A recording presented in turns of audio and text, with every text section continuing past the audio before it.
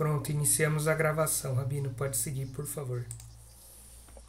Na semana passada nós estudamos o livro de Levítico e para concluir o livro fica o capítulo 12 e o capítulo 13. E hoje nós vamos entrar em Tiago.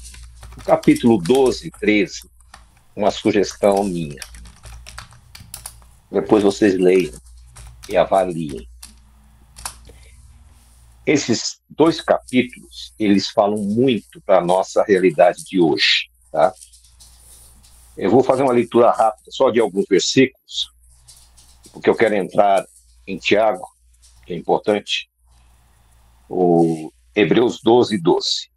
Por isso levantai as mãos caídas e os joelhos paralisados, e fazei veredas diretas para vossos pés, para que o coxo não se desvie, mas que seja sarado. Segui a paz com todos e a santidade, sem a qual ninguém verá o Senhor. Esse texto é muito usado, mas normalmente fora do contexto, né? Mas aqui é bem claro. Segui a paz com todos. E a santidade. O que acontece? Infelizmente, vivemos numa época que as pessoas vivem com muitas divergências, muitos atritos, e isso não faz parte do povo de Deus. Nós podemos ter até pensamentos divergentes, mas que devem se convergir através da palavra. Se nós temos dúvidas, nós temos que buscar a resposta, porque a Bíblia tem a resposta para tudo. Vede, não aconteça que alguém se atrase e não alcance a graça de Deus, que brotando alguma raiz de amargura vos perturbe, e por ela muitos sejam contaminados. Outra coisa, amargura. As pessoas hoje, elas aprenderam uma frase que elas acham que é uma frase verdadeira, que é a frase que eles chamam estou com depressão. E vai ao médico, o médico passa uma série de remédios e hoje tudo é depressão.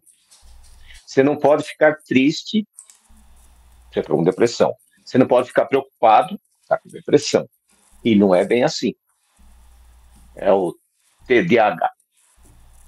Nós temos que, as pessoas hoje colocaram, na verdade, a indústria farmacêutica, ela tem vendedores que fizeram medicina, porém tornaram-se vendedores de drogas. E aí o que acontece? Qualquer coisa, a pessoa fica mal. E essa situação da pessoa acaba contaminando os outros. Então nós temos que apoiar uns aos outros, temos que orar uns com os outros. Porque sabeis que mesmo depois, desejando herdar a bênção, nem haja, versículo 16, desculpe, nem haja fornicador ou profano, como Esaú, que por uma única refeição vendeu a sua primogenitura. Ou seja, Esaú perdeu a salvação por causa de um prato de lentilha. Muitos vão perder a salvação por coisas banais.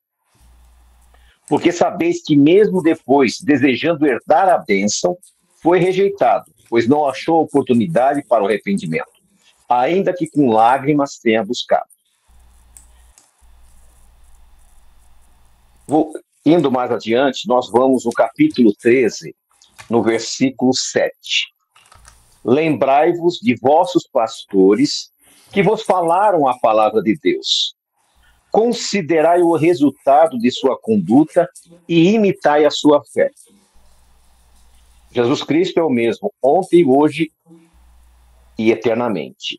Não vos deixei levar por doutrinas diversas e estranhas, porque boa coisa é afiançar o coração com a graça, não com viandas que nunca aproveitam aos que se ocuparam.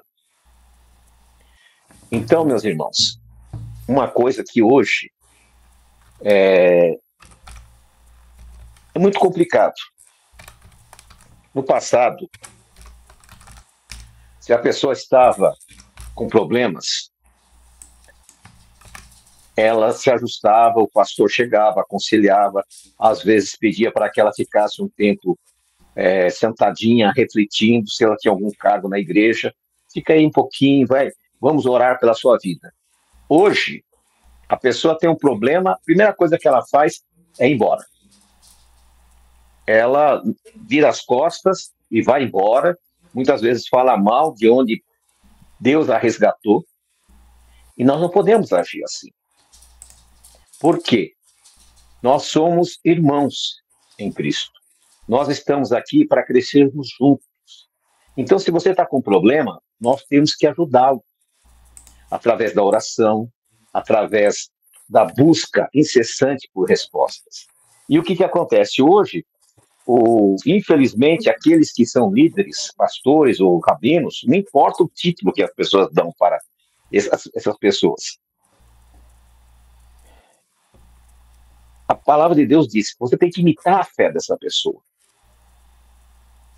Porque nós temos a nossa atividade diária, os nossos problemas, as nossas lutas, mas a vida dos nossos irmãos, constantemente nós estamos orando por elas.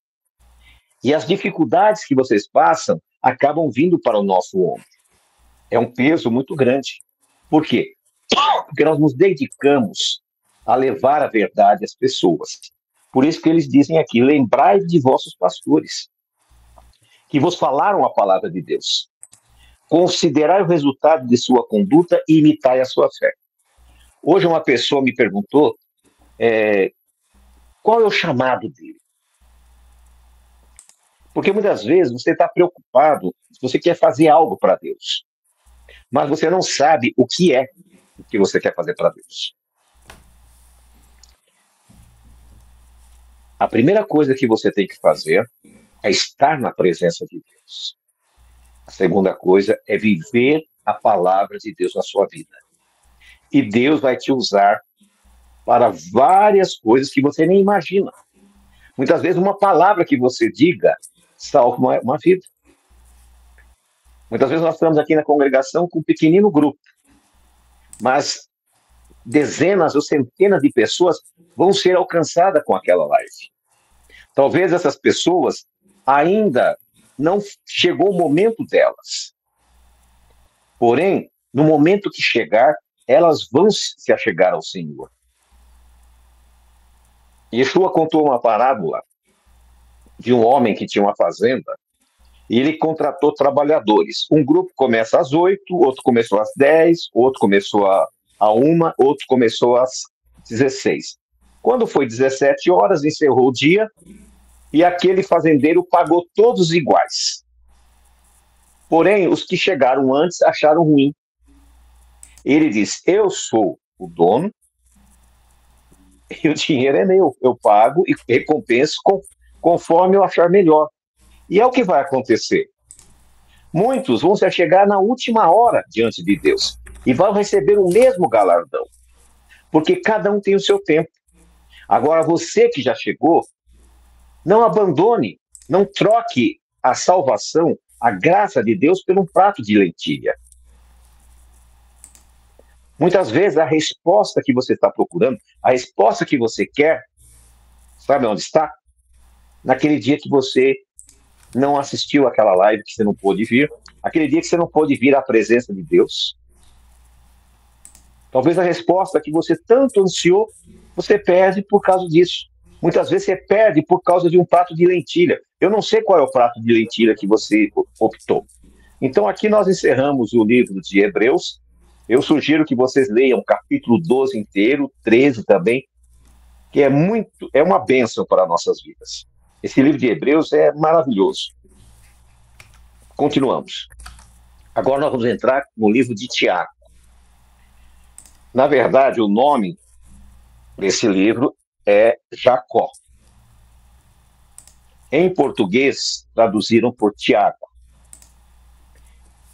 Em inglês, James. Todavia, o mais importante é que nós vamos chegar à conclusão que nós vamos entender esse livro. Esse homem chamado Tiago, ele era um irmão carnal de Yeshua. E começa assim, capítulo 1. Tiago, servo de Deus e do Senhor Jesus Cristo, as 12 tribos que andam dispersas, saudações. Primeira coisa, nós vamos ver que a forma que ele fala é de uma pessoa tranquila, de uma pessoa amorosa, uma pessoa cumpridora da Torá. Nós vamos encontrá-lo apenas no capítulo 15 de Atos, e depois nessa epístola, nessa carta que ele escreve. Lá no capítulo 15 de Atos, ele está presidindo um concílio onde iam definir como seriam tratados os gentios que estavam se achegando. E nós vamos ver que ele é muito misericordioso. E aqui ele está fazendo uma saudação às 12 tribos. Aí vem uma pergunta.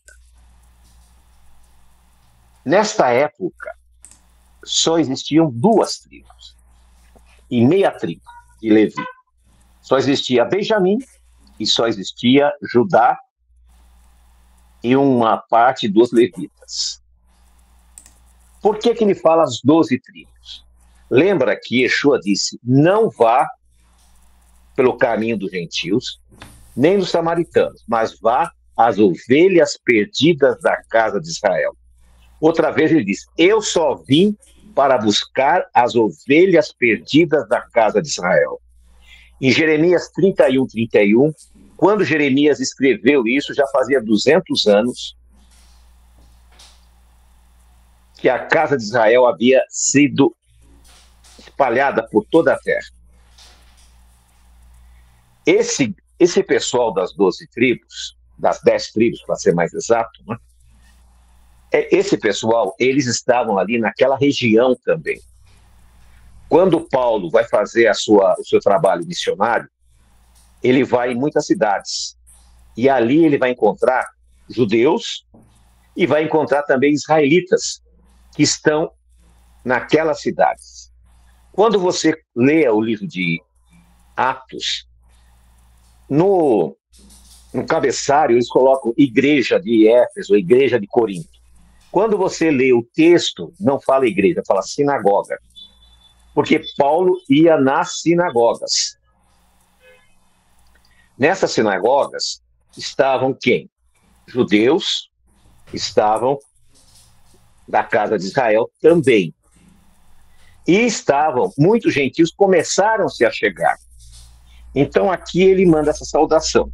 Aí continua. Meus irmãos, tende grande gozo quando vos encontrardes em diversas provas, sabendo que a prova de vossa fé produz a paciência. Tenha, porém, a paciência, sua obra completa, para que sejais perfeitos e completos, sem faltar coisa alguma. E se algum de vós tem falta de sabedoria, peça a Deus que dá a todos em abundância, sem reprovação, vai ser te dado. Aí vem responde uma pergunta que também me fizeram hoje. Muitas vezes a pessoa diz, pô, eu não entendo, eu leio a Bíblia, leio, não entendo, às vezes faço uma confusão profética, às vezes eu misturo as coisas. Por que acontece isso? Porque todos nós somos oriundos de várias organizações religiosas. E lá nós aprendemos muitas coisas, e quando nós chegamos na restauração, nós trazemos aquela bagagem de conhecimento. E nós temos muitas vezes convicção que aquele conhecimento realmente é a realidade, mas nem sempre é. Por isso que nós temos que pedir a Deus sabedoria. Quando você for fazer as suas orações, o seu particular com Deus, peça a Deus, Senhor, eu não estou entendendo isso aqui. Me esclareça, me dê sabedoria. Nós vemos um caso interessantíssimo de Daniel. Daniel jejuou durante 21 dias para entender uma profecia. Ele pedia a Deus, ele queria uma luz, ele não estava conseguindo entender aquilo. Ele não jejuou para ter dinheiro, não jejuou para um problema pessoal, não. Ele queria entender. Se você não está entendendo algumas coisas hoje, então coloque na sua mente, Senhor, eu preciso entender esse aspecto. Por isso que ele diz, peça a Deus sabedoria. Ele vai dar a você. Porém, eu quero fazer um parênteses aqui para poder lembrar uma coisa para vocês. Lembra que lá em Mateus, nos evangelhos, diz que os seus irmãos não acreditavam nele? Outra vez, era a festa da dedicação e os irmãos dele falaram, você não vai subir para a festa? Como é que você quer que as pessoas te aceitem, te recebam? Inclusive esse, Tiago. Porém, ele houve uma transformação. Depois da morte e ressurreição de Cristo, ele se transformou e tornou-se um grande apóstolo. Muitas vezes, a nossa família não nos reconhece, porque não é chegado o tempo. Mas no tempo determinado, ele se achegou a Deus. Tá? Continuando. Porém, peça com fé, não duvidando em nada, porque o que duvida é semelhante à onda do mar, que é arrastada pelo vento e lançada de uma parte para outra. Outra coisa, não desperdice o seu tempo em orando a Deus se você não tiver fé, não tiver confiança. Deus não se agrada. Se você está buscando uma resposta, tenha consciência que o seu Deus, ele é todo poderoso, que o seu Deus pode modificar tudo na tua vida, mas se aproxime dele com fé.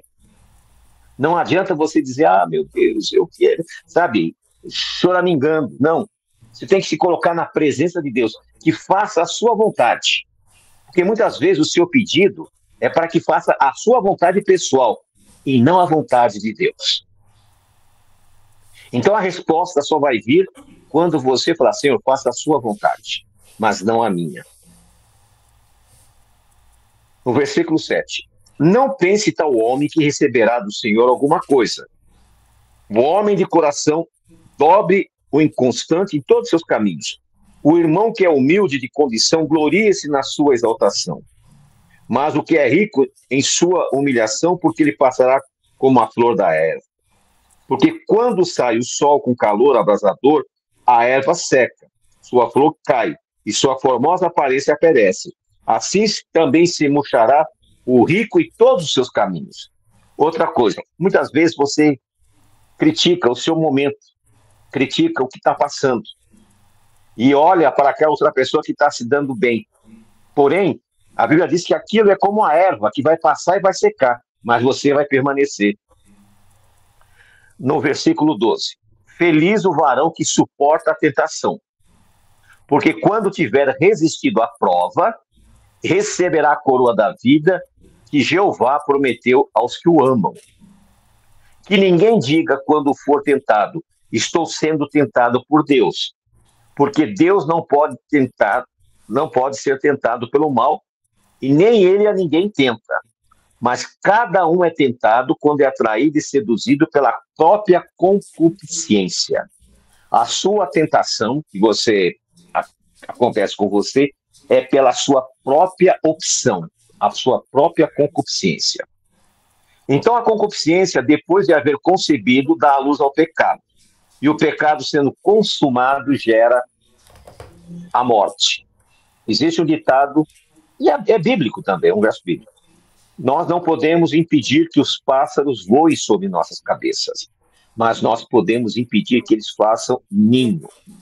Então nós temos que começar a entender o seguinte, ser tentado é uma coisa, cair em tentação é outra. O salmista, no capítulo 1, diz assim, que o homem tem que se desviar do mal. O que é desviar do mal? Se eu sei que ali tem um problema, se eu sei que ali as coisas estão desandadas, por que eu vou andar por ali? Se eu estou vendo na televisão uma coisa que desagrada a Deus, por que eu vou assistir aquilo? Se a minha visão de mundo contraria os princípios bíblicos, por que eu vou seguir aquilo? Por que eu vou apoiar pessoas que são contra a palavra de Deus? Por que eu vou andar com pessoas ímpias, que são contrárias à Torá? Tudo isso nós temos que começar a rever. Diga com quem tu andas que eu falo quem você é. Diga o que você gosta que eu digo quem você é. Então nós temos que começar a rever os nossos conceitos com relação a essas coisas. Continuando no versículo 19. Por isso, meus amados irmãos, todo homem seja pronto para ouvir, tardio para falar, tardio para irar-se. É o contrário, né? A gente já se ira primeiro, não escuta e sai atropelando as coisas. Então, Tiago nos aconselha, olha, seja pronto para ouvir. Porque muitas vezes acontece muito comigo isso. A pessoa me faz uma pergunta, quando eu vou dar a resposta, ele já solta um caminhão de palavras. Aí faz uma confusão tremenda, porque a resposta que ele quer é o que ele acredita e não o que eu quero dar. Ele acha que é daquele jeito, ele acredita que ela é daquela forma. Então, a primeira coisa que nós temos que aprender é ouvir. Aí, quando eu escuto, o que eu faço? Eu vou avaliar, eu vou analisar. Muitas vezes, isso aí é constantemente, as pessoas falam, olha, eu vejo dessa forma, o que o senhor acha? O que você acha? Eu falo, olha, vamos estudar isso aí junto? Vamos. Aí a gente começa a conversar, eu vou lendo. Muitas vezes, a pessoa tem a razão. E eu estava equivocado. Outras vezes, ele está equivocado e eu estou certo. Isso não é mérito, isso é simples, é porque eu estava errado e acabou. Teve casos aqui de irmãos que eu fiquei muitos anos achando que ele estava errado. Até que um dia despertei e falei, não, ele está certo. Liguei para ele e falei, irmão, me perdoa, você estava certo, eu estava errado. Por quê? Porque nós somos resultados do meio que nós viemos, das crenças que nós viemos.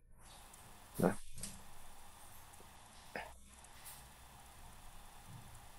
No versículo 22, e sede praticantes da palavra e não somente ouvintes. Aqueles que são apenas ouvintes, eles se enganam a si mesmos, mas sejam praticantes. Por quê? Se você for praticante, você vai prosperar, você vai crescer espiritualmente. Mas se você só for ouvinte, é o que eu tenho dito aqui constantemente para vocês.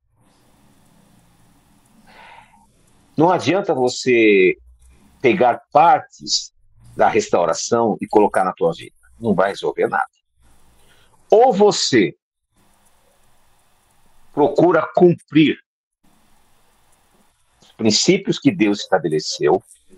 Se algum você não está conseguindo, seja sincero, fala, olha, eu acredito que eu tenho que fazer isso, eu tenho que cumprir esse mandamento, mas eu não estou conseguindo.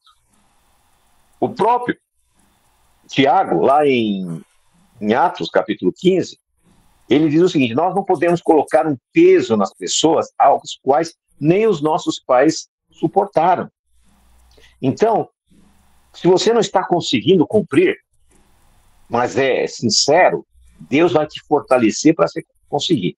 Agora, se você começar a arrumar uma desculpa, aí, meu amigo, esquece. Continuando, no capítulo 2, nós vamos para versículo 8. Todavia, se em verdade cumprirdes a lei real, conforme a Escritura, amarás o teu próximo como a ti mesmo, vocês estão fazendo bem.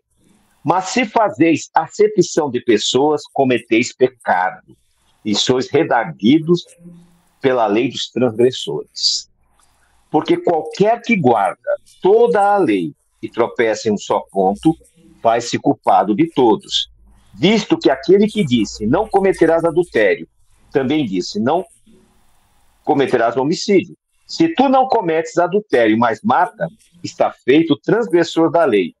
Assim falai e assim procedei, como os que hão de ser julgados pela lei da liberdade. Porque o juízo será sem misericórdia sobre aqueles que não fez misericórdia. E a misericórdia triunfa sobre o juízo. Então nós vemos que Tiago ele era muito objetivo, ele era muito claro, direto. Por isso que é importante nós, nesse período aqui, estudar esse livro, para entendermos.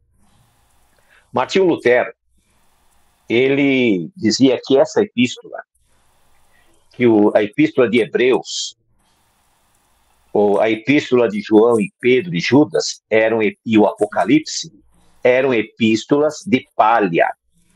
Elas não deveriam estar na Bíblia. Segundo a cabeça dele, apenas 62 livros deveriam estar na Bíblia. Ele queria tirar isso aí, não conseguiu. Ele conseguiu tirar 7 livros que estavam na Bíblia Católica, mas esse ele não conseguiu. A Bíblia etíope tem 10 livros a mais, porque os homens decidiram escolher qual eles queriam ficar na Bíblia. E esses aqui, principalmente Tiago e Hebreus, né, João, a Epístola de João, por que ele queria tirar?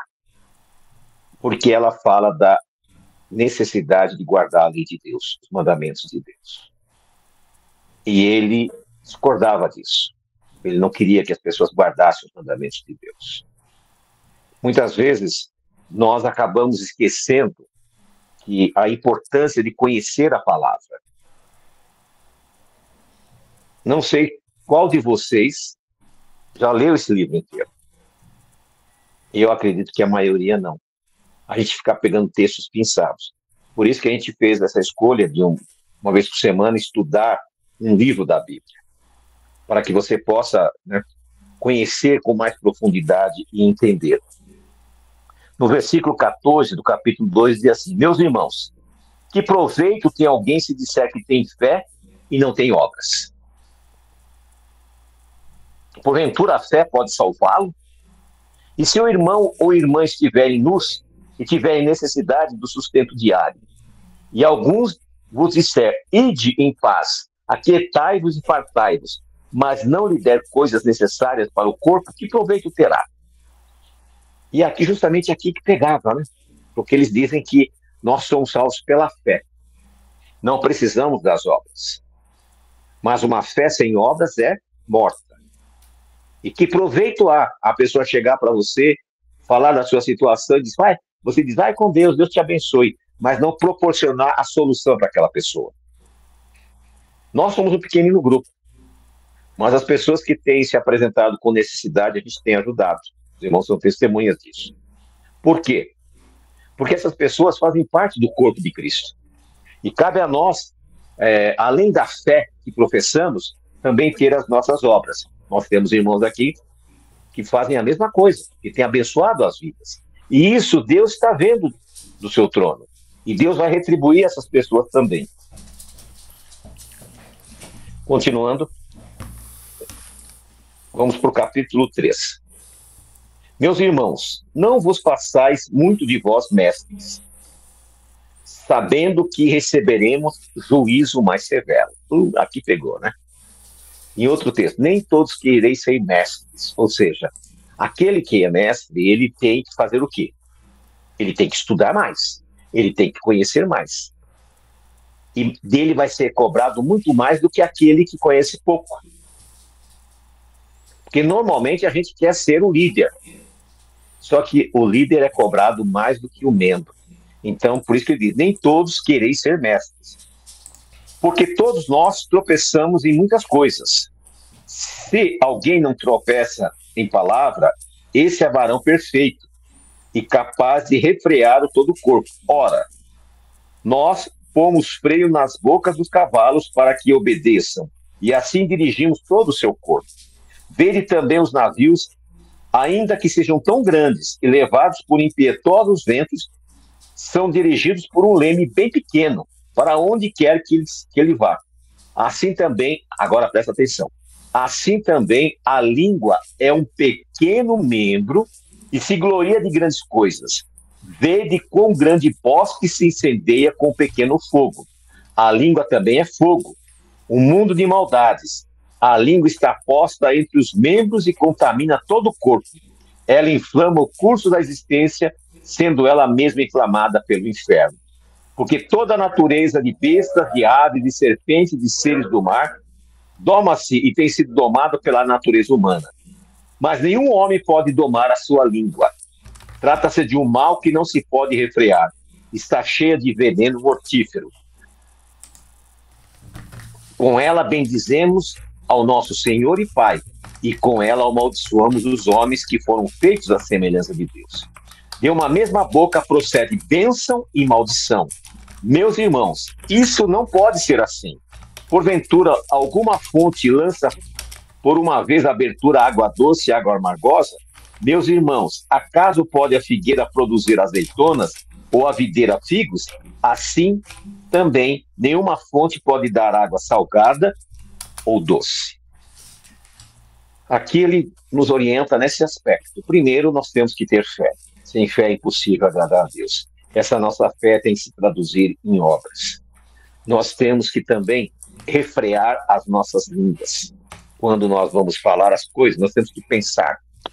Nós não podemos simplesmente ir falando e achando que está tudo bem, porque uma palavra mal colocada destrói uma vida. Magoa a pessoa e a pessoa se afasta do caminho. Então nós temos que refrear a nossa língua. Nós temos que, antes de falar, nós temos que pensar. Então você, antes de falar qualquer coisa, quer para o seu marido, quer para a sua esposa, quer para o seu filho, quer para a sua filha, quer para os seus irmãos, quer para qualquer um, antes de proferir palavras, pense bem, reflita. É isso mesmo? É isso que você quer? Para que você não venha a comprometer a vida das pessoas espiritualmente. Era isso que eu queria apresentar para vocês hoje. Nós lemos aqui até o capítulo 3 sobre esse livro espetacular, que é o livro de Tiago. E possa servir para vocês, durante essa semana, de meditação. Medite nessas palavras, reavalie a sua vida, fala muito mais para nós, pessoalmente, do que para outros. Eu tenho aprendido muito com esse livro. Antes, eu era muito bocudo. Falava A, eu dizia B. Falava B, eu dizia C. Hoje, a pessoa fala. Ah, tá, tudo bem. Tranquilo, ok. Tá certo, tá tudo bem. Depois eu vou avaliar e vou tomar um posicionamento. E isso nos ajuda a melhorar a nossa posição diante de Deus. Amém? Vamos orar, pedir a Deus que nos dê um restante de noite em paz, um restante de semana. Senhor nosso Deus, te agradecemos, ó Pai, pela vida dos teus filhos que estão aqui. Que essas palavras que nós lemos na tua palavra possa nos orientar, nos guiar pelos caminhos da justiça. Senhor nosso Deus, eu quero te pedir nesta hora, visita os teus servos aqui, trazendo a cura para aqueles que estão enfermos, trazendo o emprego para aqueles que estão em busca de um trabalho, trazendo a paz para aqueles que estão desacossoados da vida e trazendo sabedoria para aqueles que têm buscado conhecimento da tua palavra. Que o teu grande amor e a tua misericórdia permaneçam para sempre conosco. E o Senhor te abençoe e te guarde. Que o Senhor faça resplandecer o seu rosto sobre ti e tenha misericórdia de ti. Que o Senhor sobre ti levante o seu rosto e te dê shalom. Shalom até sexta-feira. Que Deus bendito visite cada um de vocês. Shalom, irmãos. Boa noite. Shalom, shalom. Boa noite a todos. Boa noite.